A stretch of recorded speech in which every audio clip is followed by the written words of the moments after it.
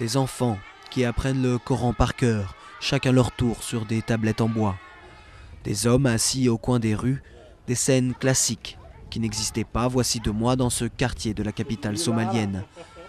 Mohamed Ahmed a récupéré son magasin il y a 6 semaines après le départ du groupe islamiste Al-Shabaab. Tout ce qu'on veut, c'est la paix et la prospérité, maintenant qu'Al-Shabaab est parti. Les islamistes d'Al-Shabaab avaient imposé une application stricte des lois de la charia, la loi islamique, dans les quartiers sous leur contrôle. Les résidents racontent qu'ils les battaient, certains ont été tués. Les enfants étaient enrôlés de force dans la guerre civile qui fait rage depuis des années en Somalie. Maintenant, les soldats pro-gouvernement patrouillent dans des rues calmes. Nous protégeons tous les quartiers que nous avons pris aux mains d'Al-Shabaab. Maintenant, on essaie de contrôler toutes les routes et les points d'entrée dans Mogadiscio. C'était ici, grâce au marché de Bakara, le plus important de la capitale, que Al-Shabaab réussissait à financer ses activités.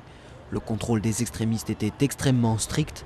Aujourd'hui, les commerçants essayent de reprendre leur activité, mais presque tout est à refaire. Très peu de gens reviennent ici. La plupart ont peur. Ils disent que la guerre va revenir. Al-Shabaab contrôle toujours des banlieues de la ville. Nassir vit dans un de ses quartiers, dans un bidonville.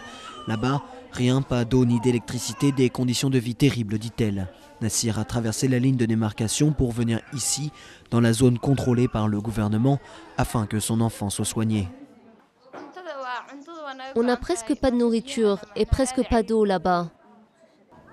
Au-delà du problème majeur des extrémistes d'Al-Shabaab, la Somalie a de multiples fléaux à combattre.